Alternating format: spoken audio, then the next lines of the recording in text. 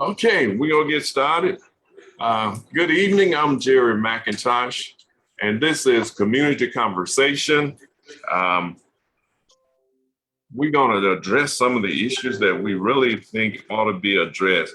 We're gonna talk a little bit about the legacy of the museum from enslavement to incarceration, the link between anti-Black and immigration policies through the lens of Haitian immigrants' experience and other topics. But first, we're going to go to our host, Mr. Bill Snow, who is the author of the book From the Project to the Boardroom. Also, we have Dr. Isaac Williams, who is the great pastor of Greater True Vine Baptist Church and also a moderator for this area. We have Mr. Vernon Watson, who is the owner of WBQP TV and also the Roku channel of Fire Stick and YouTube. And he definitely wants you to subscribe to his YouTube channel. And so do we. Also, Carol McIntosh, who is a former educator, principal administrator, and the president of the Progressive Black Women. Carol, we're going to get right into it. Okay. We have also a special guest tonight. Well, he's not really a special guest. He's like Howard Garner is with us quite often. Continue guest. Right. So we're glad to have you, Mr. Gunn. And we're looking to hear a lot of good things from you tonight. And he's with the Black Farmers. Right.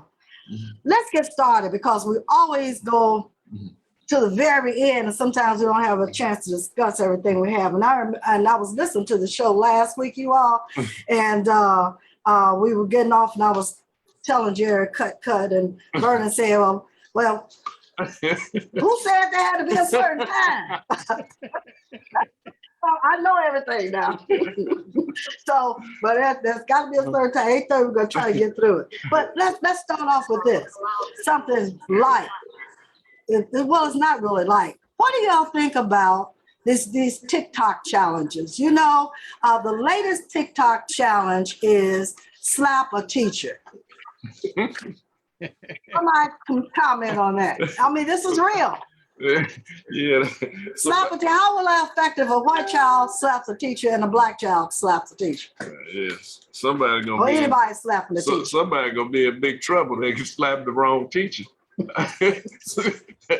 you know. So I think that's the dumbest stuff I ever heard in my life. Mm-hmm. Yeah, because it's getting out. I'm not a teacher. You know, I'm telling you. It's getting out of hand now because all these TikTok challenges, like the ones walking on the crates and all that stuff there, that was dangerous. So I think they really should. You hear people saying we shouldn't censor free speech, but if we're going to live in a civilized community, a lot of this stuff that's out there on social media should be censored. It's just like they saying we shouldn't censor free speech, but they'll let all this pornography and all this stuff be out there on the internet just to corrupt our children. That crap need to be censored. It serves no greater good for society. And so when they're putting this this junk out there, I watch on the late night show where they just pretend like they're doing a TikTok. They make stuff up and people talking about, yeah, I seen it. And they ain't seen nothing, and then they'll do exactly what this person said. This is just crazy. They need to cut all that out, and we have to understand that if they keep going like this, there ain't gonna be no neutral ground where what's right and wrong, and everything is just gonna be chaotic. They need to get that stuff out there. Put educational stuff. Put informative stuff out there for our children so they can grow and be informed. But it's the children that's doing it, Dr. Williams. It's no one else. It's the young people on TikTok that's making up these challenges of themselves. Right, but limited that. You can limit that. When they do that, you censor that, you block it. Don't, you know, they got a lot of stuff that they'll block on your phone, on your computer and stuff. They can block that stuff from going around. The challenge won't stop because you block it off of TikTok. It's the challenge won't stop. If they put a challenge out there, they're going to go on and do it now. They're posting it, but the challenge won't stop itself. Bill, you had something to say. Yeah, I mean, I understand what Dr. Williams is attempting to say, but it's just no way that it can be censored, because once they start censoring, then you got to look at what they are censoring, and that it won't be long before they're attempting to censor us. So this just in Pleasantville, he's absolutely right. And in a perfect world, the foolishness is so ridiculous. Then TikTok just hit a plateau where they just reached some billion TikTok user numbers. That's why we have to be the adults and teach our children to lead and not follow and let them know how great that they are and what they possess within. But censorship, I have to beg to differ with them on it, because it's just a matter of time before they start censoring the good with that foolishness. So it's a fine line, freedom of speech, all of that.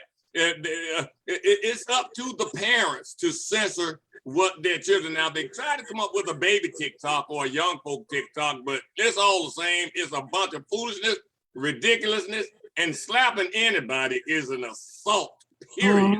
But Bro, Bill. Go ahead. I'm sorry. Go ahead. Okay.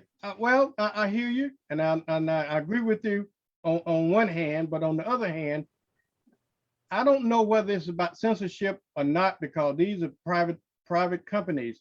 Only government can censor you. Now, just like which I agree with this, when they've taken all of those posters and all those posts they got on that for anti-vaccine stuff like that, they just did that within the last week or so. And so they can do that as well. So why can't they apply it to TikTok? And like I say, and it's not like the government is censoring you. That's a whole different ballgame. These are private companies, and they got a right to do what they want to do with their platform. Amen. Well, we I want to add, can I add social this media real quick? to raise our children. That's where what it ends up boiling down to. If we want to allow social media to influence and have them doing such ridiculous things, stealing the fire extinguishers, and that's foolishness. I mean, what are they going to do? Get somebody to 24/7 watch that kind of? I mean, it's hard. It's just, you just need an idiot crew working for your company to censor all of the foolishness. So that's why I put it back in the hands of we parents and adults to just train and teach our children and let them know what. Because if you want to walk up a step of crates and break your back and end up paralyzed for the rest of your life, I mean, who's to blame? Bro Snow, I think the point that I'm trying to argue, and I think but Vernon probably said it most succinctly, is that let's just use TikTok, for example. They were before the Senate this week, and it was revealed that TikTok have allowed the children to create like 5 secrets account, where if you're gonna try to supervise your child, all you know about the main one. So if you watch and see what they're doing, but up under there, they got 5 secrets account for them to go in to do their misdeed, and you have no way of supervising them. So peer pressure is powerful. And so if and the senator asked them this one question: why would you allow secret channels for 10 and 12-year-olds to get in there? You know they want to get into mischief, so parents can't supervise. They don't even know those accounts exist until it make the news like now. Slap a teacher. So if they cut all that kind of stuff out, and then, as Berna said, monitor stuff that's not good. You can have a ethic equal opportunity committee that look at everything and say, listen, that not passing the smell test. That's coming out of here. Doc, so you could do it without shutting them down.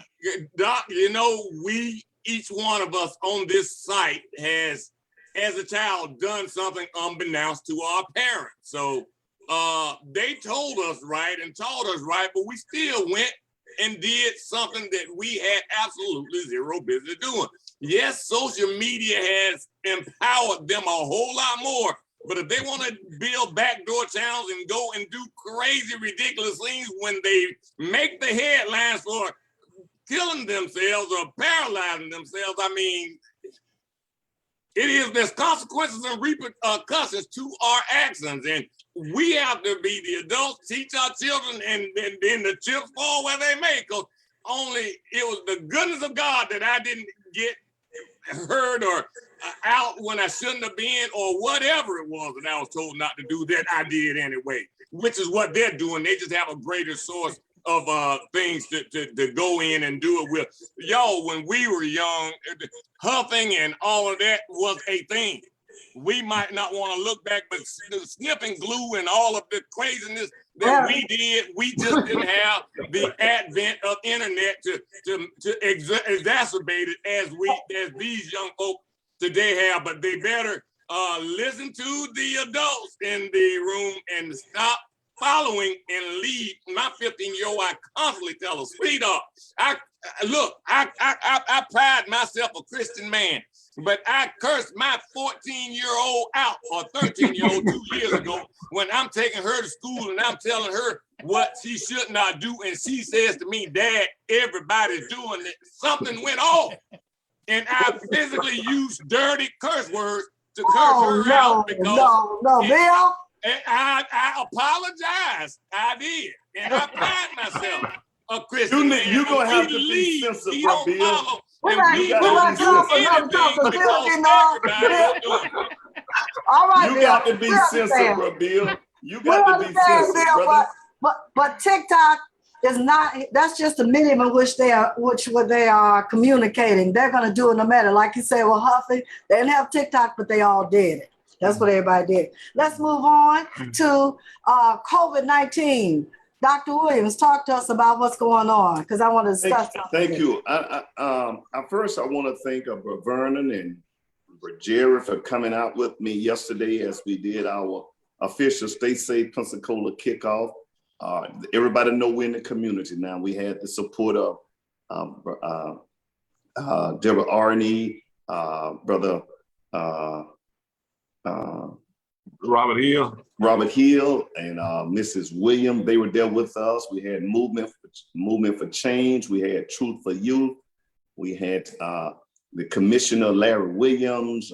We had Ms. Zoe Phillips from a funeral home. We had a lot of community leaders there, and it was an awesome kickoff. And so I do want to give a shout out for the support. I did want to revisit my very learned brother on the right. I wanted to come back and visit him. He's not on tonight, the attorney. He made a statement about last week about how many breakthrough cases, and I wanted to readdress our audience so that you will have correct information as you are deliberating and interacting, engaging the community. He mentioned several breakthrough cases, and he was alluding or alleging that the vaccine wasn't as effective that they are leading it to be, because he knew of several relatives and people who had breakthrough cases, and there has been breakthrough cases, but the numbers reveal that out of the 183 million people who have been vaccinated, there has only been 35,000 breakthrough cases. Now you think about that. 183 million versus 35,000. That's like 0.02, 0.017, just about 2%.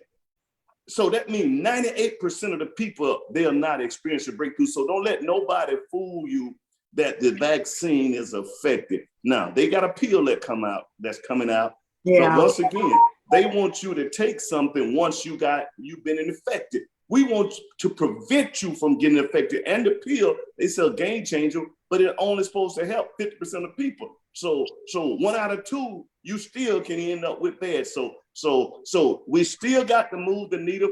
This virus is mysterious in that I really don't understand why they don't open up all these ball games. I mean, these ball stadiums and all these courts where thousands, 100,000 of people, and the whole country not on fire. No other reason than perhaps they're requiring those people to be vaccinated before they come in, and they're not telling you. But I do want to encourage everybody to get the vaccine. They're not requiring them to be vaccinated. It's all about the dollar. To make their millions billions, they'll sacrifice $1 million too. But the vaccines the infections have gone down. What do y'all say about that? It's gone down rather than I was gonna say it's always the calm before the storm. Yeah, yeah, it's because of the vaccine that it's going down, but it's always the calm before the storm. Yeah, and yeah. You go down, come back up, go down, come back up. Yeah, and you got this fifth wave that's coming this fall because, like Doc saying, in these sports stadiums around the country, people are filling these stadiums up, and many of them are unvaccinated. And too many, I would say, is unvaccinated. And like they say, if I'm unvaccinated and I give it to a vaccinated person, they may not know they have it. They become asymptomatic, and now they become a weapon, because that's what you are now, a legal weapon. You've been weaponized because you can spread this, and somebody with underlying issues now can die from what you are carrying. So it's still a danger out there. And I think it was a major mistake to have all these stadiums and all of that open up again this soon, without everybody, the country, at least 90% of the country being vaccinated. You know, that we said early on when the second wave that we had opened up too soon, what happened? You know, right during the holidays, everything went up. You have to try to get people to think about getting the vaccine as much as possible, because that's where we're at right now. We got to do something to make sure that we get this thing under somewhat control, because it's affecting not only the health of the people, but it's going to affect the economics of this country. And we can see, and we're going to talk about that on some other parts of this. I'm hearing feedback. Did someone have their something on? Okay, it's gone now. It's gone now. Let me say this. I still hear it. Yeah. Anybody have anything else on? No, I hear it too. I hear it. Maybe Doc Isaac and Bill, y'all mute your mics until you talk. Maybe that will help. Oh, okay. Because we didn't hear it earlier, it just popped on. Now I don't hear it now. So, okay. So let's go on. That hundreds of teachers and really federal workers, because you have teachers, you have healthcare people, you have the police officers, the military, that must be, it's mandated that they be vaccinated by, I think it's November 9th. And there's hundreds of thousands of healthcare workers said they're not going to do it. And so they can lose their jobs. Also, the teachers I'm concerned about. What do y'all think about that? Should they just fire them? They have a certain procedure that they're going to do, as far as they're going to talk to them, they're going to counsel them, they're going to give them ultimatums, and if nothing else works, they're going to fire them. What's your opinion? I say I agree with them. I think that if they don't want to get vaccinated, certainly they ought to subject themselves to at least weekly testing. Okay, if they're not willing to do the weekly testing, and then it's just like any other criteria of the job, you either want the job or you don't want the job, and because you are putting other folks at risk. So it's a health issue. That's my opinion. Howard Gunn, what do you think about should they be mandated to get a vaccination, or do they have a right not to be vaccinated and still go to work? I think if they're working around the public, and I would say good evening to everyone, but if they are working in hospital settings, or if they're in schools where they're among people, or especially children, I think those teachers should be vaccinated. as well as our administrators and our hospital frontline workers. Definitely, they should be vaccinated. And if they're not, and if they don't agree with some type of, I don't know, they should be at least put on probation until they come around, or they should be fired. So you're agreeing with what they're saying. By November 9th, it'd be interesting how many nurses, and I'm concentrating with nurses because they work with the sick, you know, and if your immune system is compromised and you have a nurse that is unvaccinated that comes into your hospital room, takes care of you. There's a lady, her husband was sick, and you know how you have the home care nurses, because I have some coming to my house now, and they requested that the care nurse, the home care nurse, be vaccinated. I did the same thing, and it was interesting.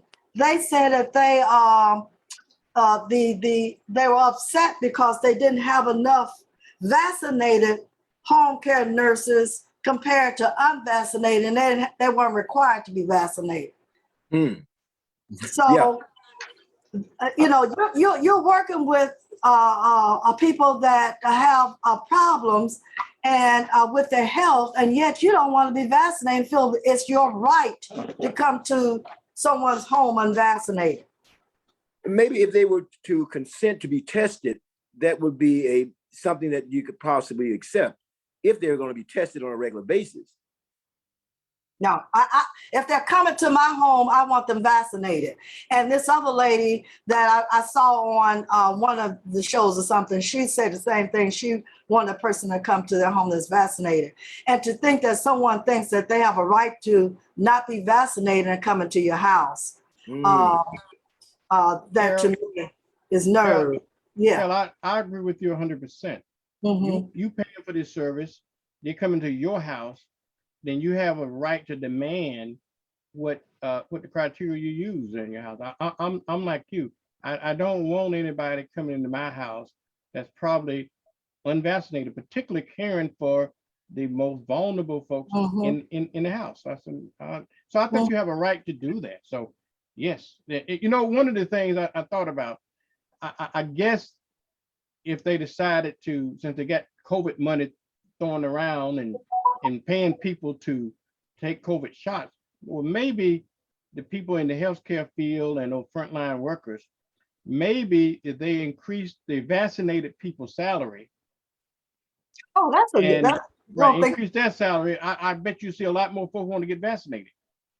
That's something to think about. What do you think about that? Somebody, Snow or Dr. Williams, I think that's something that might be of interest. Bill's shaking his head. What do you think, Bill? Well, since it's all about the dollar, I sure don't see them giving nobody no raises when they think $15 an hour is too much for the main folks that are doing all the grunt work. So I just don't see them up in the ante as far as the dollar goes. Now, I do believe that teachers the healthcare workers and everybody has the right to not be vaccinated, but I also think that those jobs has the right to terminate them. And when we have the right to not to accept them under certain circumstances. Absolutely. I think that that it should be mandated when it comes to the good of the community. For the police, the first thing the police is supposed to be for community safety, and you are part of the problem. You are causing people to be unsafe. So it should be required. I don't even agree with them being tested. You get the shot. If you don't want to get the shot, you take your little infested self somewhere else. You know, that's what don't go around infecting, and people, over 700,000 known people that died already, and y'all still playing foolish, playing foolish.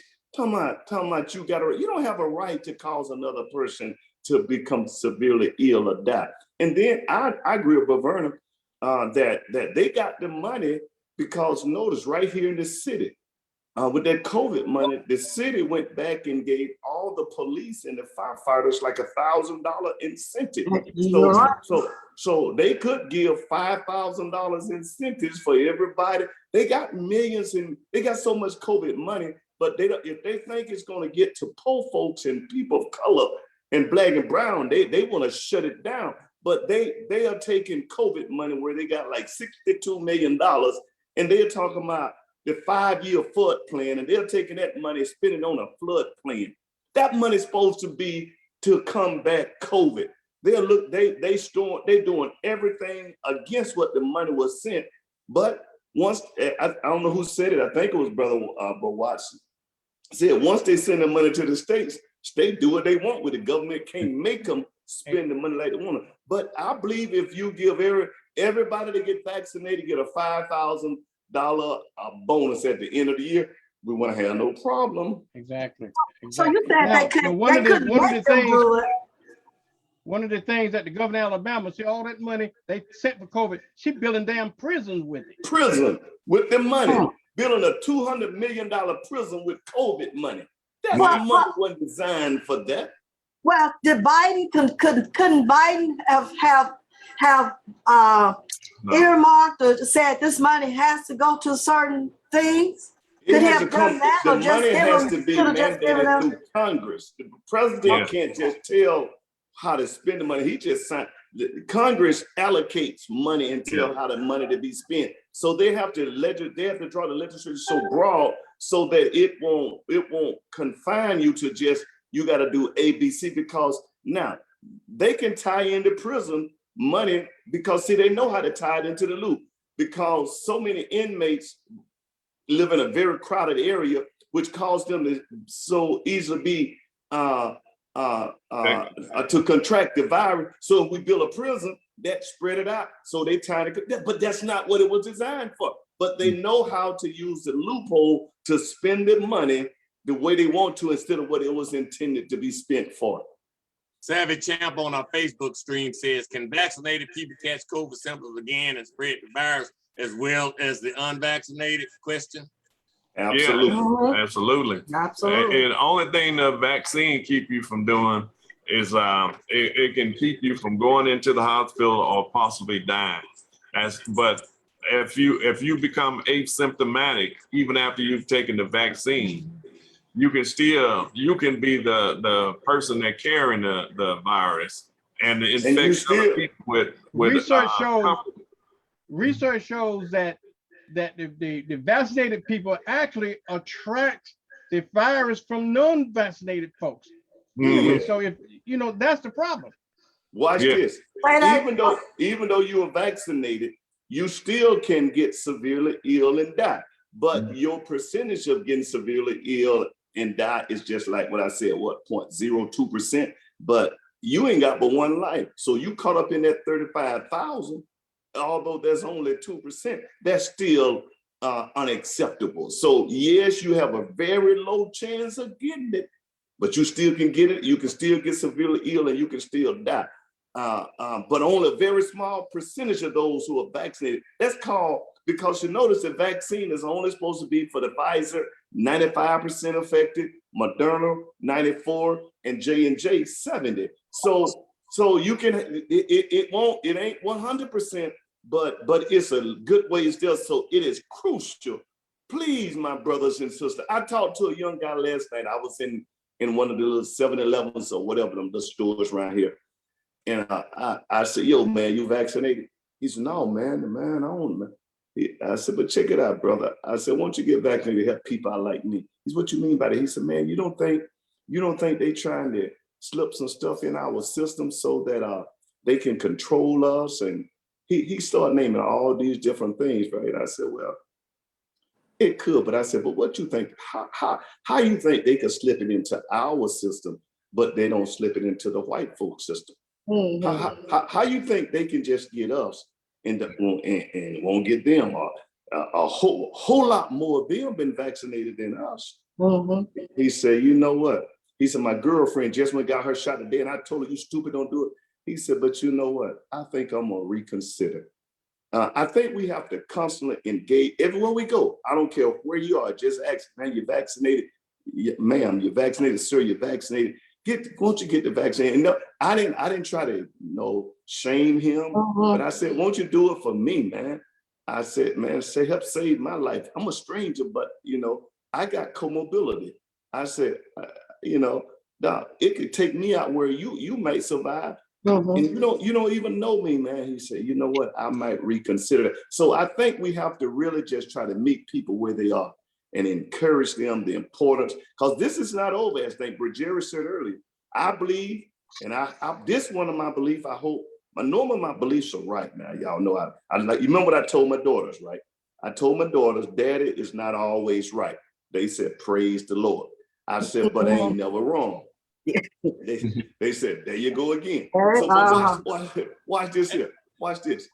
I believe that, as Jerry said, if we ain't careful, that virus got a strange mind. Notice how it moving from one region to another. While it won't hit every region at the same time, that virus is up to something, you all. I believe that virus going around and it doing some stuff. And when it come back through here this time, the ones that are not vaccinated, it gonna be hitting inside the head like a baseball bat. Samuel X.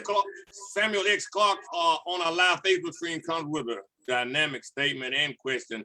Are we living in Nazi Germany or the US? If the vaccine works, why worry about the unvaccinated? There's already a shortage of teachers and healthcare workers. I'm curious what makes those that support the jab trust the people that have a history of showing that they are not worthy of our trust. Well, you have to worry I'd like about to take that one. Let me take that one. Okay, go ahead. Let me take it. Okay, go ahead. I'll come back. Let me take it. Yeah. Vernon, go and then Dr. Williams, one of y'all. Dr. Williams, you go ahead. Let me say this here, and I respect that brother's opinion. How do you trust him? This is what I think my brother has to understand. We trust our physicians for everything else.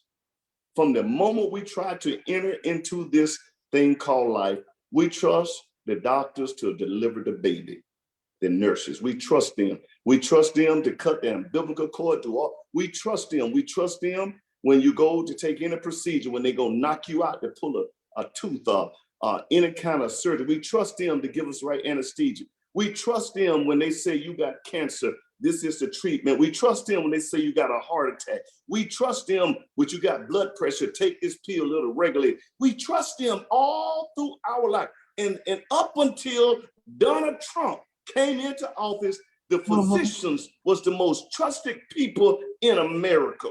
But all of a sudden now, all this Facebook foolishness and stuff, people who got as much wisdom and knowledge about what's going on, they are the experts now. And so God, listen to the scientists, brother.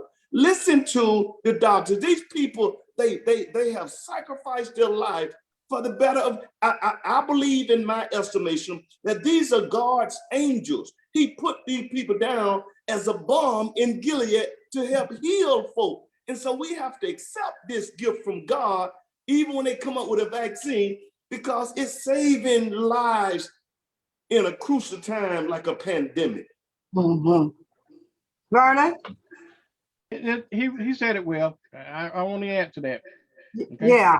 And Jerry, you have something to say? No, I was just gonna say that I just feel that, I'm with Dr. William on that. I think the doctors and experts in this field, and they are not just, I could see if they were just all white, no blacks involved as doctors. We have expert doctors now that are black who are working in virology and all of those working with viruses all around the world, from Africa to here.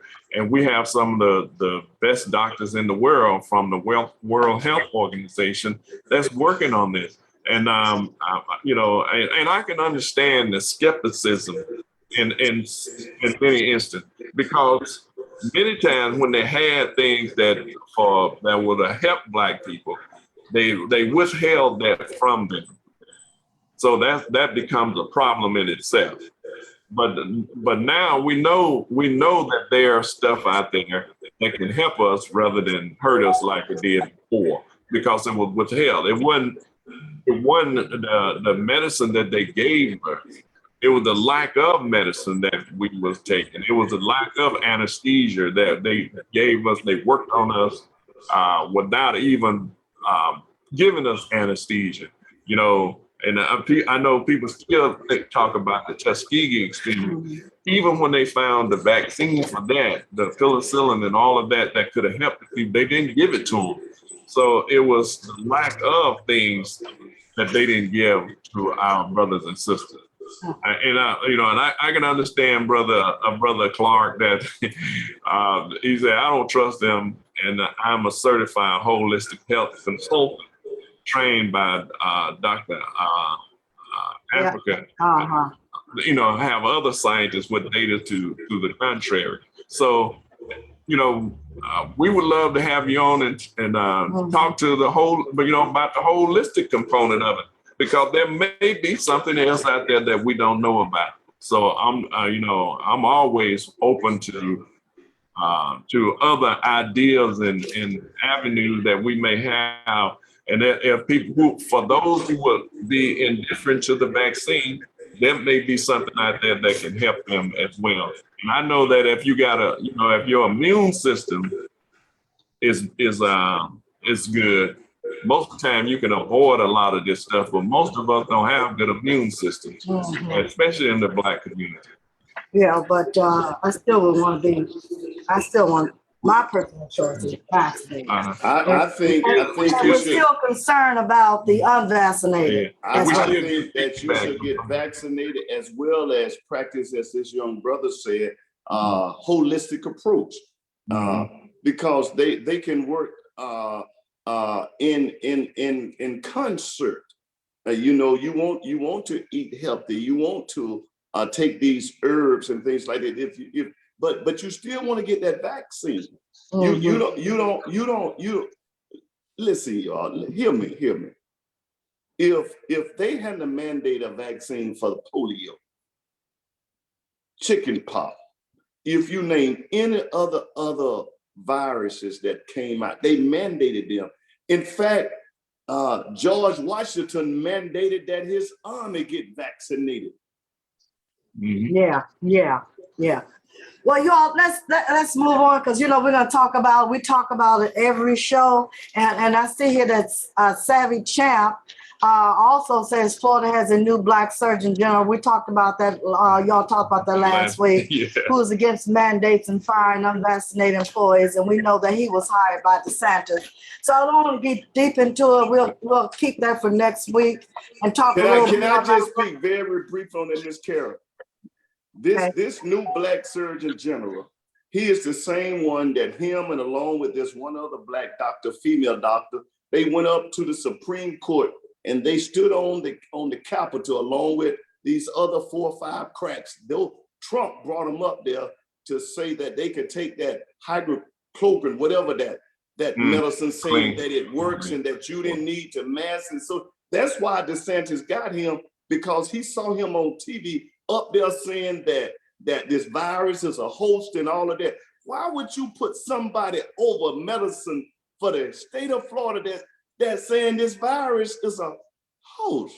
So anything that guy said is out of the pit of hell. And I tell him to his face, if I get close enough to him, you out of the pit of hell, brother. You need to repent and get saved, because you are the death angel. Okay, now we can go to he said it all in the death angel and all that, but we're gonna go on and move to the next topic, but we're gonna discuss that next week, Dr. Williams. We're gonna talk about that a little bit more. Let you get some more vocabulary there. But anyway, let's talk about this. The anti-Blackness and immigration law. Last week, the last thing I heard was Bill Snow. And what were you saying, Bill? You're on mute, You Bill. mute, Bill. Turn your mic on. We got brother Vernon on with us tonight. Him and Dr. Williams, they hyping our man. Now I'm calling him my man because I'm pro Joe. But Joe, I think, is deathly silent on an issue that's dear to my heart when it comes to the way they've been flying in Afghans and flying out my Haitian brothers and sisters down on the border, treating them bad. And Joe, now he did come on to say that there would be repercussions for the way they were handling him on the horse. Now I give him kudos for that. But I think that he can say and do a whole lot more. He could have immediately stopped the export flying out of my Haitian brothers and sisters out of this country that are in a worse case in a lot of instances than the Afghanistan stand-ins are. So Bill, Brother Bill, let me ask you a question. Do you know how many Afghans that he let come in the country? No, I don't, and I know that it was a bunch of Haitians that were not exported as well. So go ahead. Yes, he let more Haitians come in than he let Afghans. He let like 12 to 15,000 Haitians come in right away. He only sent back 2,000, and about another 3,000 or 4,000 went back on their own. He let a lot of Haitians in the country. Well, how many Afghanistans is he letting into the country? It's 95,000. He gonna let a total. Well, I don't think all 95,000 them coming to America. Is it? Afghan? Yeah, they coming to America. That 95,000. Yeah, Right. It's more than that going to other places around the world. Right. But that 95,000 is coming here to America. They're still vetting them, and then maybe by the end, but right away, I think they had let in about 12 or 15,000. But they let just about the same minute. Now, overall, they may let a whole lot more once they finish the vetting process, which I agree with you on this, Bruce. They should be letting more Haitians come in here. But that has always been a problem. Don't you remember back with the Cubans and with the Haitians? Yeah. They let all the Cubans come in, but they wouldn't let the Haitians come in. Mm-hmm. And that's why those Cubans took over Miami instead of the Haitians, because they let them come in and then they let them bring all the dope money and everything in. And now they done got big time. And the brothers in Haiti want to come and make a living, but they won't let them. And to me, that's wrong. They need to change that policy, though. I agree. Let me say this. America is sending Haitians back to serious security concern, social unrest, increasing human rights abuses, crippling poverty, the lack of basic resources. Haiti had a horrific earthquake, 7.2 earthquake, the assassination of the president. The condition continued to deteriorate over there. And they sent it, we are supposed to be the people that help people when they are under those conditions. You could give temporary status to people to be here. I don't forget what you call it, but it's a temporary thing. They did it before until the country has been stabilized, and we should have not tried to put people in power like we've done since 1915 over there. Ever since we've tried to put people in power, the people on the ground, the people that work in health and all of that, who want to elect their own people into office, we go and set up governments that's crippling the majority of the people over there and don't do what needs to be done. We have done that since 1915 over there. Since the Haitian won their independence and help us to get the Louisiana Purchase and all of the things that expanded America much further. Had it not been for the Haitian, Napoleon was about to kick some butt over here. Right. So Jerry, I agree with you. See, that's the thing I have issue with. Haiti is one of the poorest countries in the world. It is the poorest country in the world. Before the Haitians revolution, they're one of the richest countries in the world. France and all those folks came over and they raped the country. And then they were forced to even pay reparation or whatever to those folks back then. And now they're becoming poor country. I think the world owes Haitian something. You know, I don't understand, and because my lack of understanding on how people gain territories and so forth. But I don't understand why don't some country adopt Haiti as a territory and help support those countries, because they really been raped by the world, you know? Yeah, because it's in our hemisphere, though, Vern. You know, Haiti is in our hemisphere. It is incumbent Right. upon this country to make sure Haiti is stabilized. But what we did when in 1915, we took over Haiti's finance. We took over $500,000 from Haiti and brought it here. That's on top of what France was taking from them every year to pay for their own. When they became independent, they had to pay a criminal for their freedom. And that was criminal what they did to them. Right. The money they took is somewhere between, it would be at this time some around $200 billion that they paid them over the centuries, almost a century. The money that we took from them, we took over their finance institution, we took over everything to make sure, talking about we was supporting and making sure that they were stable. How can you stabilize a country if you take over their finance? And most people don't know what took place in Haiti.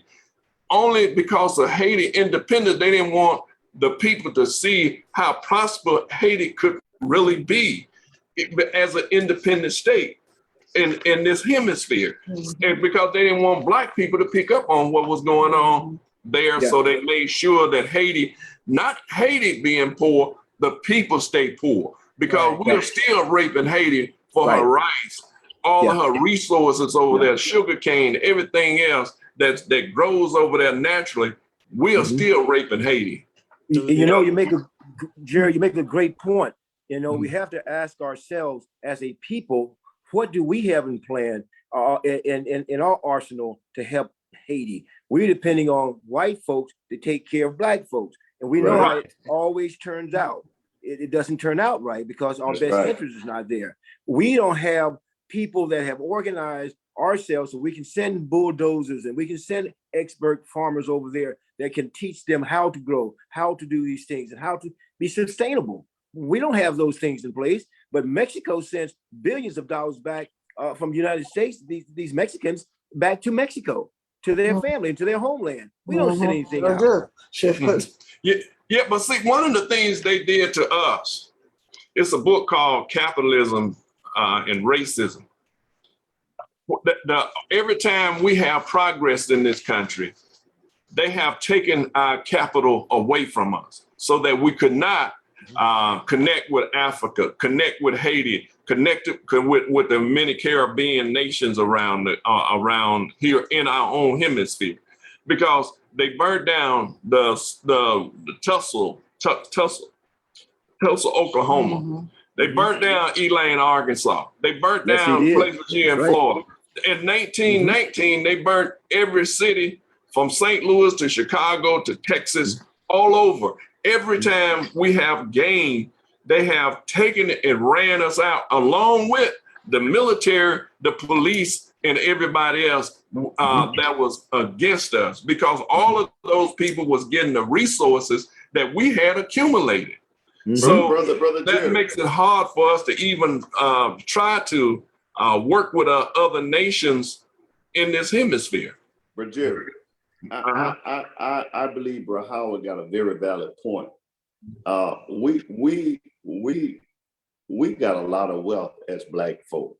The thing what we have to do, we don't have a way to bring all of our resources together and channel this money back to back to a part of Africa or back to a part of Haiti. If we had a person, and I think that's what we still need. We need a prophet. We need a person who can galvanize, go across religious, political, if you are Black, get rid of everything and say we are Black and we want to help out Blacks. and we can help our poor blacks in America. We can help our poor blacks in Haiti. We can help our poor blacks. We could do that, and it wouldn't hurt us. It wouldn't hurt us if right now, if I ask everybody on here to give up $1,000 or $2,000, just like that. Yeah, you can't get a few hamburgers or something for a few days. It wouldn't hurt you. We could sacrifice this money. We could do this. We could sacrifice this money, but we got to make sure it's going to the right places. And so we need a structure once it get there, so the money and everything get in the right hands. But I think we can really, they know how to get the money back to Mexico. Even they got all these drug cartels and they got all that. They know how to get the money back to go around drug cartels to keep sustaining their families so they can pull them out to keep them going. We can do this too, but we need a clearinghouse. We need a place where we can get it all together. But bro, Jerry, you may have hit the nail on the head. I just heard what you said. Once we do that, they're gonna bum it. Yeah, exactly. Doc, let me tell you this. One of the things, together, they're gonna tear it up, they're gonna disrupt it. But I don't know. Jerry, you just made me think. Yeah, once we do it, they'll blow it up, and all of us are connected to it. I don't know. Number one, I think all you're making very valid points, but that's another whole show and trying to get black folks to help black folks. Okay. Now let me tell you that, and one of there's a contrived reason why they don't do that, because the system not going to allow it. You know, Marcus Garvey and many other efforts, Farrakhan, they all tried to talk about stuff like that, but there's a concerted effort in this country to hold us back in that respect. I want you to know that every other race of people are self-sustaining in this country. Even the Afghan, the Middle Easterners coming in here, the Asians coming here. They're all self-sustained in this country, except black folks who've been in this country for 400 years. But we got those folks coming in, establishing businesses in our community, taking the money out of our community. And you ask yourself, why can't we do that?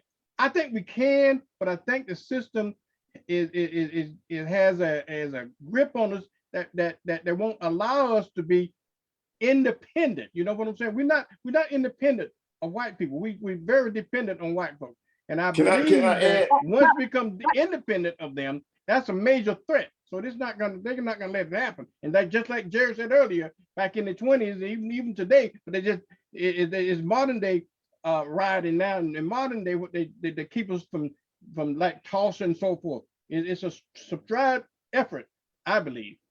Well, listen, I mean, that you make a great point, but you have to go back into history to know who we really are. We are warriors. We are people who have had these things that happen to us, and still we have overcome these things. Our forefather had less resources than we could ever imagine. What we have now, and we're doing less than what they accumulated land back then, over 20 million acres of land coming out of slavery. So I don't find an excuse for us not at least trying, at least putting forth an effort. They may bomb you, so what? We bomb them back, or we just keep going, the next generation. But you can't sit here and accept what they have done in the past. I don't believe that, because I serve a God who is able to do exceedingly and abundantly above all we can think of ask. I want to add this.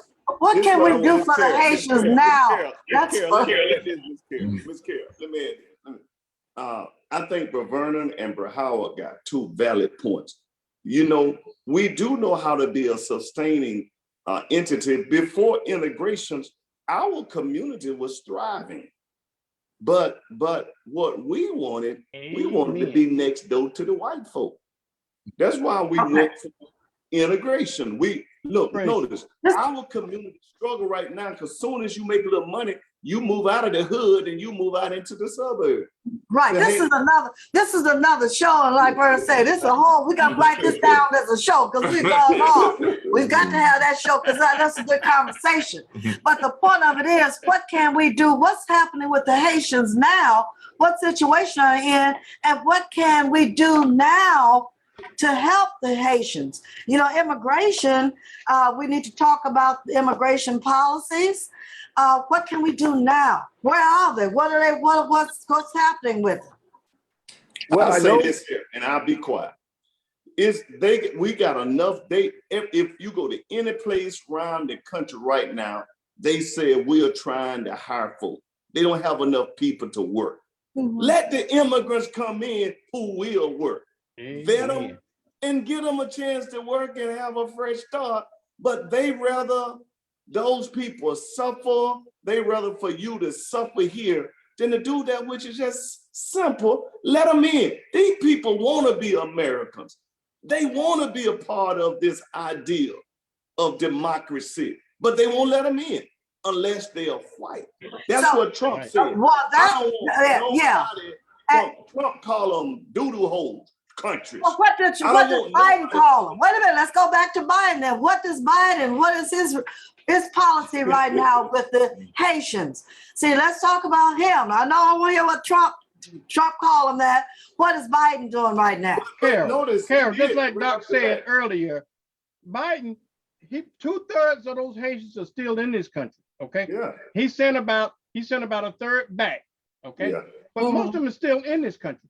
And I think I agree with Doc. I think that we should put those folks here on a working visa, like they do white folks are all around the world, Yeah. a working visa, and let them do these jobs that they claim that they can't hire anybody to do. And it help our economy, it help their economy, and it help everything and everybody. But one thing you got to understand is that one thing about Haitians, different than those other immigrants, Haitians are black. Okay, That's it. black, get That's back. it. And you have to go with the immigration. Now, I'm going to read this because it's a history of immigration. It says the first immigration law of our young United States was passed in 1790 and set the procedures by which one could become a citizen of the new nation. The Nationality Act of 1790. The foremost requirement, of course, was that the immigrants be, quote, a free white person. So we're going to the beginning of immigration, and the Now we black, know.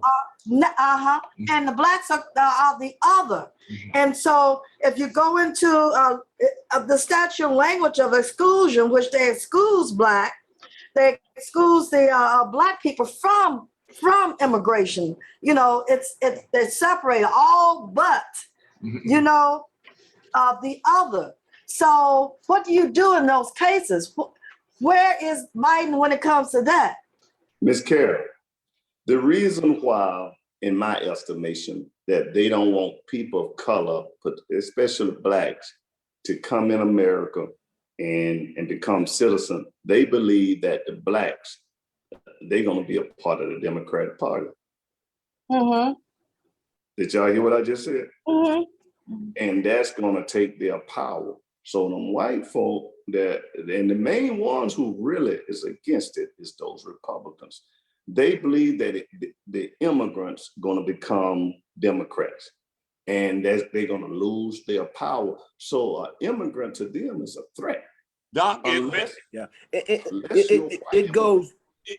it goes it too goes a little far deeper. back for that to be the case Right. today. It goes too Right. far back for that to be the case today. Yeah. Because if they'd came back then, they'd have been Republicans. Okay. Well, yeah, but you know, it goes deeper than that. When you look at the reason they don't want the Haitian nation or the African nation to come to America, is because we dominate everything that we do. See, we have to know our history, first of all. There's nothing that we haven't been in that we don't dominate. And why Right. would you bring someone over here that is going to dominate your Dominate culture, you. going to dominate your finance, going to dominate your architectural skills? That's who we are. And they know this. Listen, it's deeper than just the surface here. You have to Yes. go back to where we actually came from to realize how dominant we were.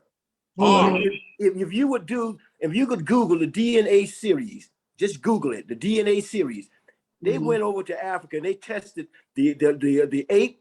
He had a 3 DNA series. They tested the orangutan, which is a little smarter. He had a 4. They tested the white man. He had a 6. And when they went over to West Africa, where we came out of, they tested the Negro over there. He had a 9, the most intelligent person in the world. And because of that, we was building the pyramids and stuff that they still can't figure it out because of our intelligence.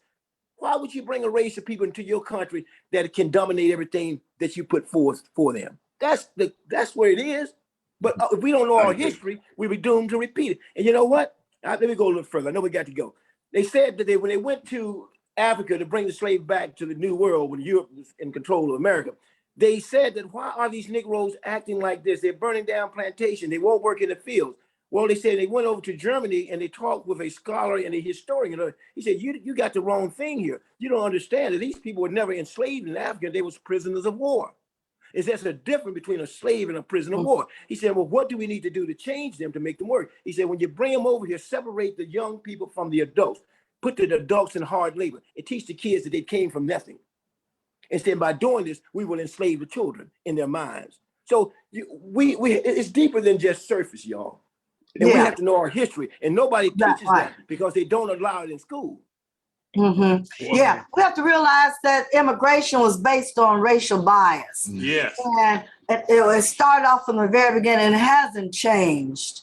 That's the And reason they don't want to teach a critical race theory, because That's all it. those secrets would be revealed.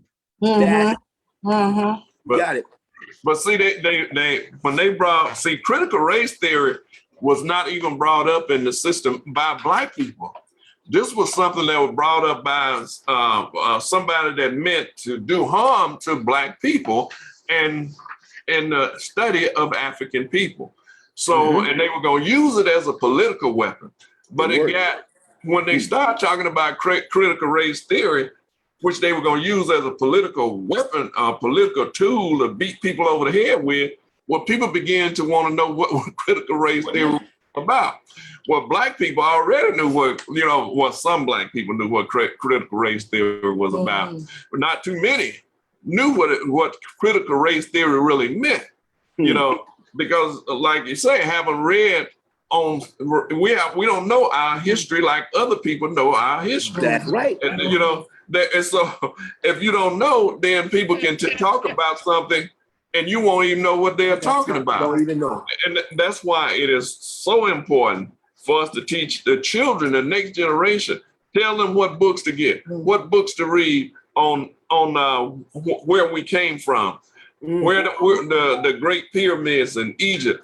The Greeks didn't know nothing before they went to Egypt and sit at the foot of Black people and learn. And so, but they the one took credit for what our people had done thousands of years before they even came up on the planet. Amen. So, so it's really crazy when you think about it. But now they want people to stop talking about critical race theory, because now people have begun to learn about what critical race theory is all about. It's just about history, but they want in the law, they wanted the prosecutors and lawyers to think about how critical it was and how racism was being used with judges and all of that to sentence people. That's what they were talking about. But since now, and it was done in the higher academics, not in high school and grammar school like they tried to pretend it was going to be. Well, listeners, how can we have empathy for the Haitians when there are Black people live right here in the United States, look at the Haitians as others, and will be the first ones to also say we don't need those people here. We have situations like that. What do you all say to other Blacks that even talk about the Haitians as the other? We're going to have to re-educate Black people. That's a form of self-hatred. Okay, we just have to educate Black people on their own history. Just like Howard was saying, when you don't know your history, you're doomed to repeat it. So it's just a educational process, if you ask me. Well, again, you make a good point. Education is the key here. Learning, knowing who we are, and we have to realize that everybody didn't come from Mr. Gilmore plantation. There's some people that came from Mr. Smith plantation, and he taught his Negroes different, and it's embedded in us. We got some scars so deep that some of our brothers and sisters would never come out of these scars. They would never heal. So we're not going to get everybody. We can't get everybody. Those brothers that don't understand, you're going to have to realize you got to go on, and bring them up some other way. But there are some scars that are so deep in our genealogy that they're never healed. And you can't get mad with that because it's psychological. Every Negro need a check from the time that we took foot on this American soil, we need to be getting reparations. Yeah. Okay, with that, you hit on a whole nother show as well. Write those shows down because we definitely, that's a whole hour and a half. But what about, the African, the people that come from Africa, if there's an African event or someone comes, the white people are all around that person. You can't get to the person because you have nothing but white. So they honor the African They know. people. Have y'all noticed that? But Mhm. They the know that. Haitians or anyone else, they pushed back. Why is that? It's a divide and conquer tactic that has been a strategy they've used for years because Zygmunt Brzezinski, when he was in the Carter administration, he said that we'd have to keep the blacks and the Africans separated because they was concerned about the people they called the Mau Mau over there, people that were fighting for independence at that Okay. time, back in the 70s, because most of the countries hadn't even became independent in Africa as at that moment totally. Some of them had, but many of them were still under the colonial yoke. And many of them still are today. They think they're independent. They are bigger slaves than we ever were because they are France demand that many countries over there under their so-called jurisdiction, which is crazy. The thing, their colonial boot on the still on the neck of some of the people. They pay them $500 billion a year, $500 billion a year to stay in good, because they own their resources. I think That's right. France That's do right. own the resources That's of right. these supposed independent countries. Mhm. Mugabe, when he took over the Congo, he said, "I'm taking this land back and giving it That's back right. to the people that it belonged to, because He the did. people that they came in and took it, they didn't pay for it." That's In right. South Africa, that's why the young people are so angry over there, because they thought some of that land would come back to them that was taken from their foreparents and Mhm. their parents who were just their great grandparents, like ours, just like what happened here. You were talking about the land, brother Howard, but that land was taken. It wasn't Yes. given away. It was taken from us. It was taken. My folks is from Elaine, Arkansas, Ooh. where the massacre took place down there. My. So I Awful. know what them suckers have done, and and the money that the wealth that came from that was, that would have come to all of us in this country is between 17 and 35 trillion dollars of all the things that was taken from us. We would be one of the wealthiest nations in the world if we was a nation within this nation. Dr. Williams? Amen. keep this in mind. Keep this in Wow. mind. And Brajira answered. He really answered what he gave the response. But I want to frame it a little different. Ever since they brought the African, the black, they divided us, and they had the house Negroes and they had the field Negroes. You asked the question why blacks don't want to support Haiti. Well, that mindset was pushed upon. It was there's the divide. That's what Brajira said. They needed to divide us all along. The light skin versus the dark skin. They divide because they know if the black unify, and that's what Howard said, we would dominate. And so that's why some blacks, they don't want to be. You ever see black folk don't want to be around black folk? They real comfortable around white folk. Right, but it's 2021. But that ain't changed. That ain't changed. But when are they going to change? They- is what- they- We're in 2021. We use this excuse all the time. There ain't no excuse. It's a reality. Watch this. Yeah. I was at an event, and this one black girl said to me, "Well, I know the black up in here." I like, so what? You about to make me start talking in my pre-saved language? You know what I'm saying? I'm the only. So listen, we don't need the dialogue, okay? because that don't mean nothing to me. You ought to be crying because you the only black. How come it ain't? When I was in the Marine Corps years ago, they had a graduation at Paris Island, and I was up at the headquarters, and this little white female Marine, she said to me, she said, "Hey, they got a lot of blacks who are honor men today." I said, "How many they got?" She said, "They got 3." Y'all ain't catch that. Yeah, three. Now, as long as them whites put 100 every quarter, 100 of them were honor men, that was nothing. But they seen 3 blacks in this particular graduation who were honor men. That means you the top recruit, you the top Marine.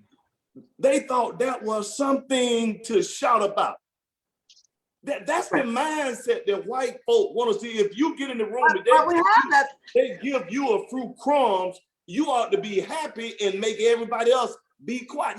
Now, it's room enough for all of us here. You got to open the gate for all of humanity. Amen. Amen. And that's right. What we have to help each other see. Anybody see the movie The Django? Yeah, everybody, yeah.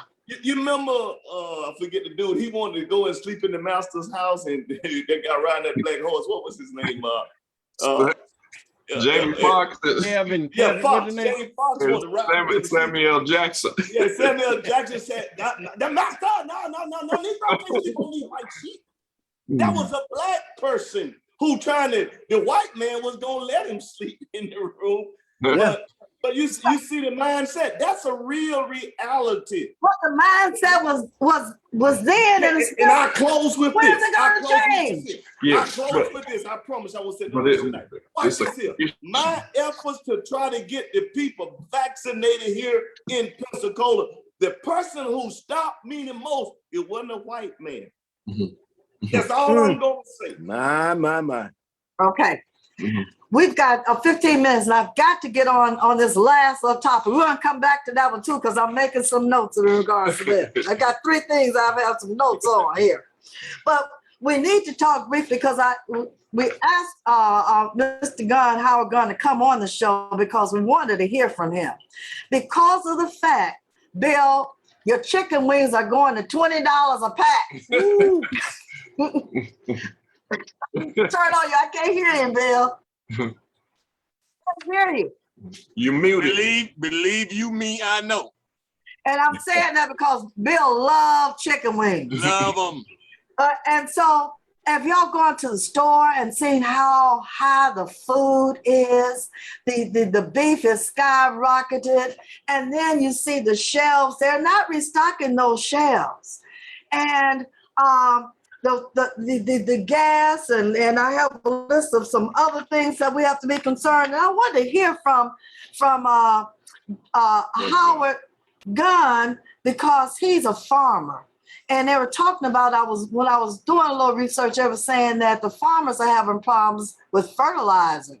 And so kind of tell us what you think as a farmer, where we're going, because the stores, and they're having signs saying you can only get one of these items. And they're saying there's going to be a real big shortage coming up.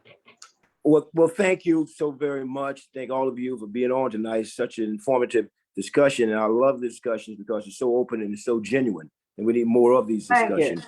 And you're doing a great job. I don't have time to really get into it. We can probably do it a little later on. It's more detailed than why are the farmers suffering, because it deals with climate and food insecurity as it deals with the greenhouse gas emissions that we're really dealing with here on a global scale. When you look at the poorest nations in the world, you go to Africa, 8 of the 10 are African countries, and it's concerning. Chad being number 1, the hungriest nation in the world, Chad, and Nigeria is number 8 on the scale. Only Afghanistan is number 9. So what is causing this? Well, we have the greenhouse gas emissions, it's the greenhouse effect, as they call it, where our climate begins to get warmer and things are changing more rapidly than we're used to, due to the fact that we have industrialization.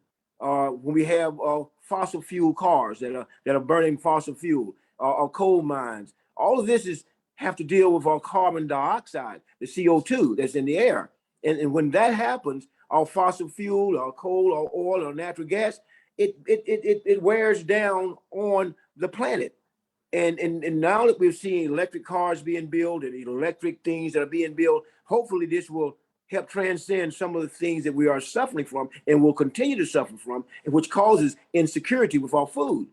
Our poor people are going to be the first one that suffers, not being able to afford the food, you know, dealing with processed food and dealing with transportation. All of these are variables that influence prices of food. Now, you and I know that we as a people, we're not farming like we used to, and we can't in a lot of terms due to the fact that we're dealing with climate changes. You can't plant watermelons today like you did 40 or 50 years ago.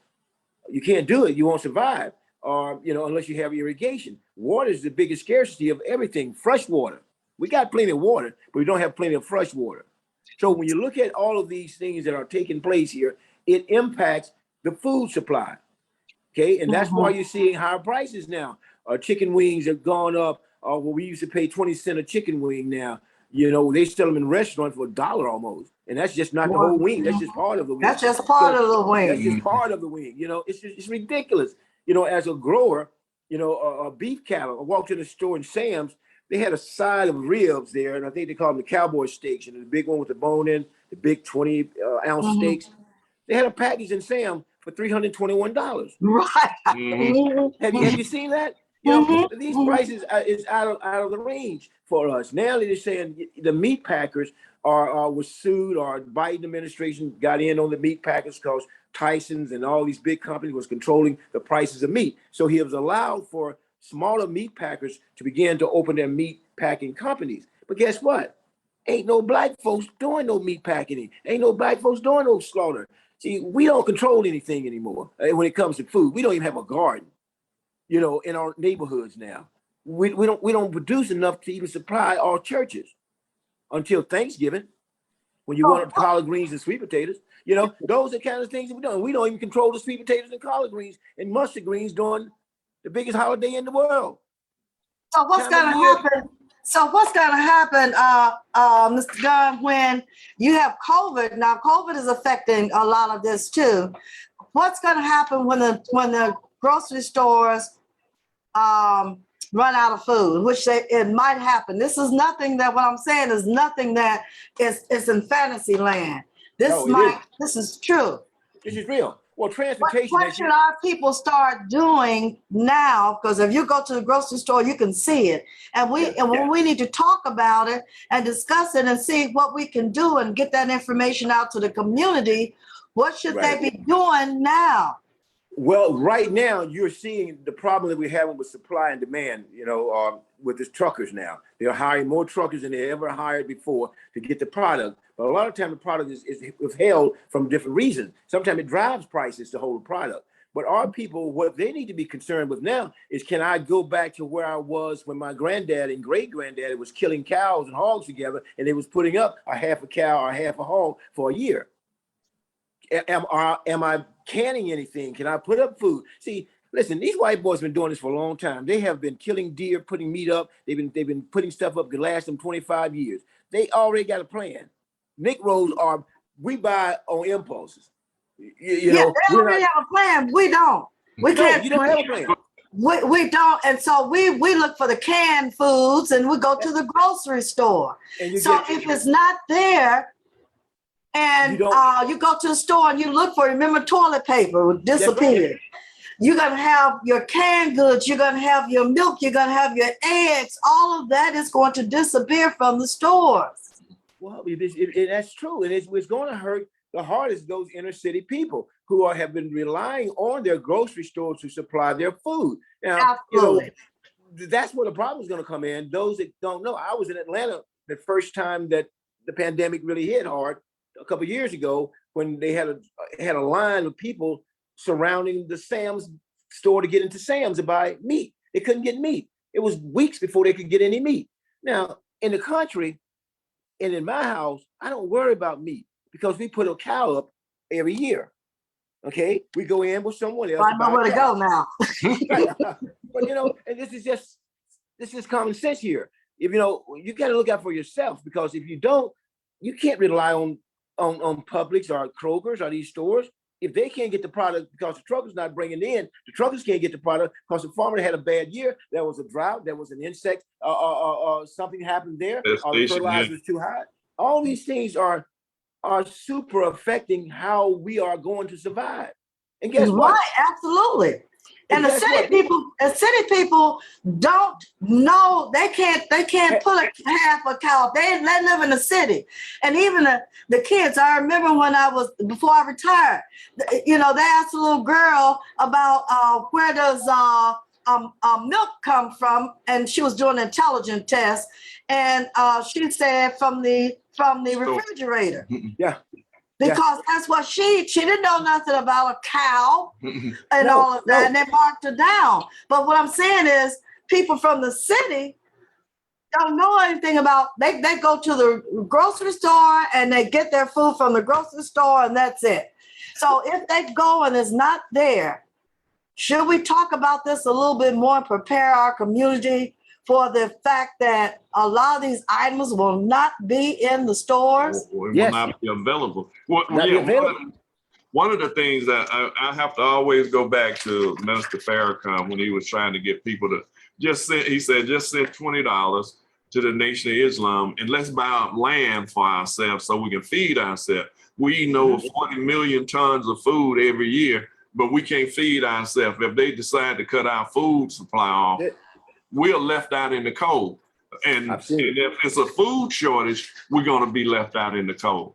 And this is, you know, and people were saying, you know, I heard people say, well, who gonna take care? I ain't sending my money to somebody. He's telling you the money will go to buy the land. And it's not going to go in our pocket. It's going to go to buy land and property so we can have food, so we can have meat to eat or vegetables and things to put on the table. If we eat 40 million tons of food every year, and that's just us as Black people, how much you think about this, that, you know, we're talking about the chicken wing, but you think about how many chickens have to be produced every year to feed a nation. That's right. You know, how many chickens have to be produced, and how you developing that many chicken that fast, you know? You can't imagine. You can't imagine the number of chickens that we slaughter. I mean, you know, but yes, go ahead. No, you go. You go ahead. No, and you know, and we have been working on this for some time with food policies in the cities that we are in. You know, we need to be involved with our city when it comes to the policy of food policies, especially in our food desert areas where we don't have grocery stores. We don't have anything but these 7-Elevens or these stores where they're ran by other nationalities of people who don't serve healthy food. It's one thing to have food, but it's another thing to have healthy food. We can cut down on diabetes. We can cut down on diabetes. We can cut down on cardiovascular diseases. All these things are preventable by what we eat. But when you got a store that sells a bag of potato chip and a Coca-Cola to a little kid who gets out of school at 3 o'clock and he goes home to a hungry house, that's what he's eating. He's going to grow up with some very, very serious health problems. But what have we done? Can you name one Black grocery that you know of? Major grocery? You can't. They're not out there. And nobody's promoting these grocery stores. So go ahead, Bill. Samuel X. Clark on our Facebook stream says that has to be retaught in our houses of worship, which historically has been the Black struggle, or you have to be taught. So what I'm thinking about, Dr. Williams, or either anyone that want to talk, Dr. Williams, you in the church, but how do you get your congregation to realize that maybe we should go out now and start stocking up, or maybe we should put some things just like we do with the hurricanes, you know, when the hurricane we start stocking up and putting things to the side just in case. Should we start doing that, or should the Black community start putting things to the side? And I think Burgon said something kind of very inspiring. He said we need to know our history. Well, when it comes to the farm, I grew up on the farm. Most of the Blacks in the South grew up in the farm. But there was that great migration. Blacks wanted to come out of farming. It was hard work. every kind of work you can name out there in that country. You ain't want to do that crap. You get up at 5:30, 6 o'clock in the morning, and you work to the end. So all the majority of the black, they migrated to the north and to the west, Chicago. They got out the south. Well, when they began to migrate out of the south, these parents, these grandparents, these fathers and stuff, they didn't have the children now to work these farms. So now the industry slowly started dropping. Then the white man came in there and bought up all the land back. Like my grandfather, I think he had 600 acres of land that we used to work on. And out of this 600 acre land, I think in the family now, it may be 50 or 40 out of the 600 acres. So all the farmland gone back to the white man to farm. So trying to go back and do that again, it's going to be very difficult, even with the concept that Minister Farragut said that if they send him the money, the government doesn't really want the black man to have a big farm like anymore. If he build that farm, they're going to come in there, they're going to regulate him so hard till they're going to either take that farm or they're going to find a way to make sure you are not just going to feed black folk. So we almost have to be dependent upon the system now, because we don't have the land, we don't have the labor, we don't have the people who are gonna go out there and work in the fields. We don't have that. So now how do we teach them to go back and start doing it? Well, probably a simple thing. You're not gonna have the big farms, but you can start perhaps planting you a little garden in your backyard. So we might have to start teaching, plant a garden. You can grow some tomatoes. You can. Well, let me say here. Go ahead. We can start right here. We don't have to wait on anything. You know, we have our HBCUs who are land grant colleges. FAMU is a land grant college. We was instrumental in getting 3,800 acres from the United States Department of Agriculture. They have lots of land. The United States Department of Agriculture has lots of land, and they give land out and allow you to use land. You remember the Bundy case where they was farming over 1 million acres of land running cattle, and they didn't want to give the United States land back to them, and they had a big fight, and I think the FBI got shot at that, and one of the Bundy boys went to jail. That was about 4 years ago. So FAMU has 3,800 acres of land that leases out to farmers, you know, and each farmer can get a certain amount of acres of land, up to 200 acres. You know, we're instrumental in getting that program with FAMU, and that's other colleges like Alcorn and other colleges. I say this to say this: us that are here, the 5 or 6 of us that are on call today could buy 2 cattle cooperatively. Have these cattle slaughtered. You get a quarter, I get a quarter, that person get a quarter. The average person will only eat about a pound of meat a day. So a quarter pound of meat would carry a family of 4 for a year. So, you know, when you look at it from that, it has to start somewhere. It may, and then it catches on. The person who's listening to this can do the same thing. The church can do the same thing for its individual. We wait until we try to get a structure in place before we make a decision to do anything. Sometimes you just have to step out by faith. But it looks like to me that's a long range goal. We're looking at short range and long range. We're looking at from now until the first of the year with the shortage of food. And then we're looking at what y'all talking about, long range goals of buying land and farms and all of that. Am I looking at that the way you all looking at it? Because that's what I'm hearing. We can buy a cow tonight and have it slaughtered in 2 weeks, and you'll have a deep freezer full of meat. Okay. Mm-hmm. That's what you talking about, short term. Absolutely. Long Yeah, I'm term, talking you now. talk, right now. Okay. Long term, you got them on land to grow cows and chickens and all of that. So we can go right now and buy a cow. Yeah, Oh, yeah. you can buy cows now. Okay. I think the challenging part of this cow. long term is that black folks don't want to go back out in them fields. Yeah, That's but why. No, I'm not talking about the. the thing about it, to mechanize your farm or to do farming now, you don't have to do what you did before because they got the equipment that can, that once, where you once had to get out there with a little tractor, now they got a tractor that can turn over an acre of land in probably a couple of turns, from one end to the other one. So it's not air like, conditioned. yeah. How do you keep the farmer farming? by Yes. contract farming. We do a lot of contract farming. We Okay. allow farmers who know how to grow for us. We contract with them. We'll buy your whole field. We just need you to grow this variety of plants. Okay. And we keep that farmer in business. That's Yeah. what he needs. His market is his biggest problem. He can't market his stuff like the bigger companies can. He can grow anything, but he can't market his stuff well. So if we were to contract with that farmer to grow me 10 acres of collard greens, I'm going to sell 25,000 dozens of collard greens by Thanksgiving. Then we begin to see how we can employ our children. We can employ other people from our church because all of them are going to be eating collard mustards and turnips. Mhm, mhm. Okay, so I'm still focusing in on the stores and the lack of food in the stores and how we're gonna impact that. Y'all talked about the farming, but I really want to know how we're gonna deal with the lack of food in stores, which city people and most people just go to the store. I go to Winn-Dixie or Publix and I look for my food there. You can't. Miss Carol, you Carol, saying you don't want to Carol, contract Carol, with Carol, Yeah. Carol, let me say this. Miss Carol, Carol, you don't want to you buy a didn't cow? have, you didn't have Brother Gunn?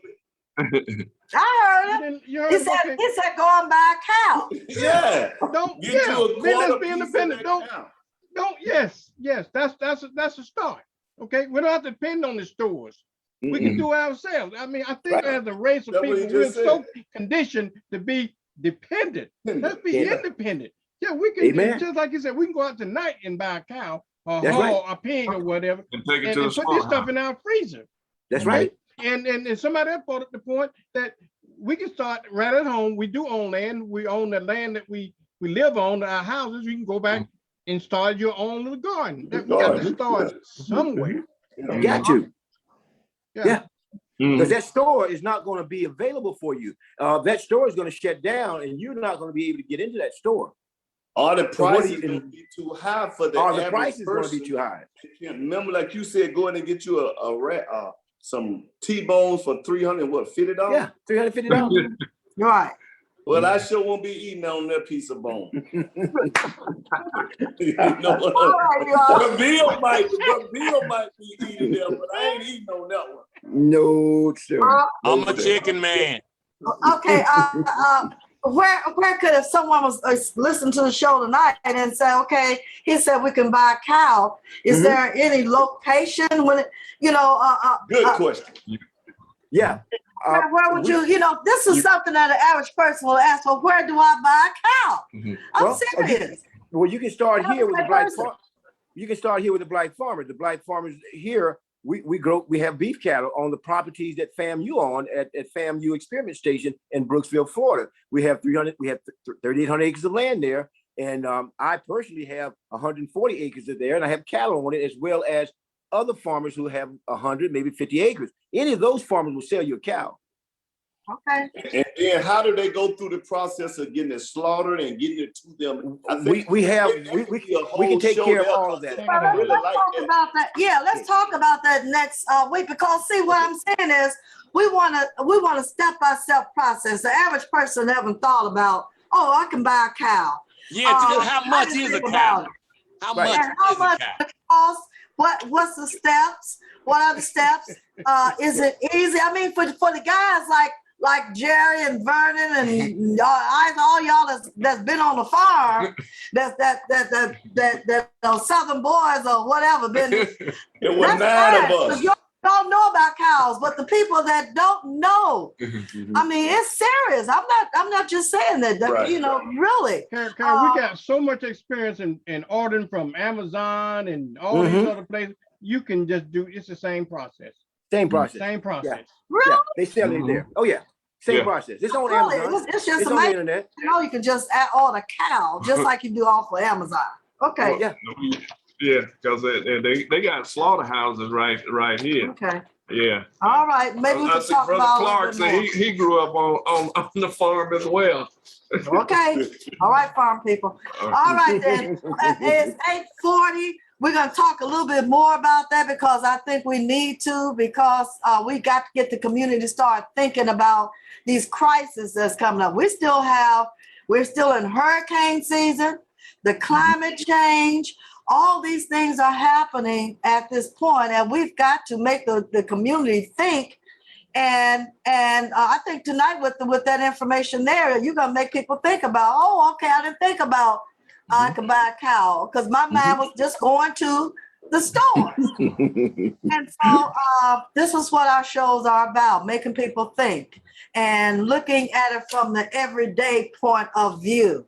We've got to look at it from the point of view from this person and the point of view that from the person that hadn't thought about it before. We've got to look at it from everybody's point of view. But Right. with that, it's 8:41. We're going to have to end this show tonight.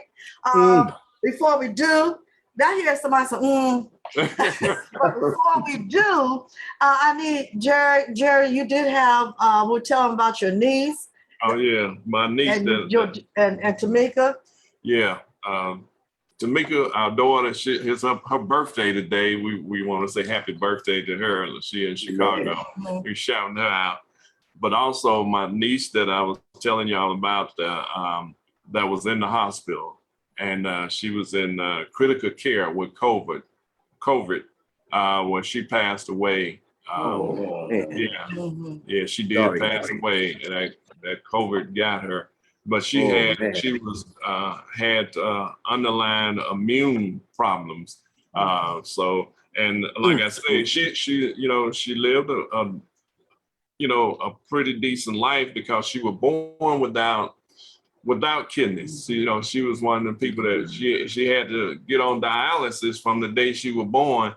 And then she did when she finally got a kidney transplant, it lasted about 15 years or so. And her body began to reject it after a while. And she was in the process of trying to get another kidney, but she passed away because she got that COVID. And the thing about it, her husband, who was unvaccinated as well, gave it to her. That's why we have to worry about unvaccinated. That's why we are concerned. And he survived, but she passed away. Yeah. Sorry, Jerry. And we also want to wish Vernon Yeah. a belated happy birthday. Hey, my main man. Hey, that's my ride or die. I know everything you said. I agree with Brother Vernon. I agree with Vernon. You said 100 times tonight. Yeah. I think I'll be going to join True and Greater Vine Church. Yes, sir. You'll be And that's my man there. You'll be a good soldier of the cross.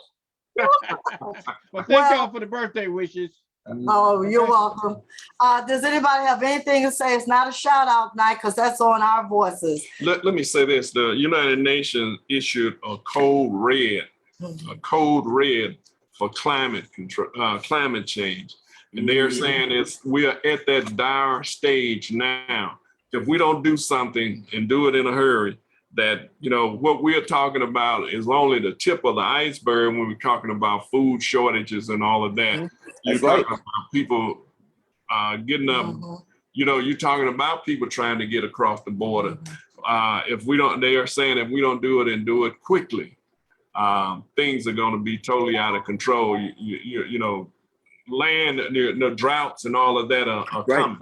We see that with the fires and the floods and all that. Whenever you have flood, people don't realize the topsoil is washed away and all of that. So we got to make sure that we're going to talk about this Maybe more we'll next talk week. about climate change. Yeah. Because that's something that affects everything that we talked about tonight. That climate change. Yeah. So let's put that on the agenda as one of the main topics for next week. All right, you all. We went over as usual 8:45.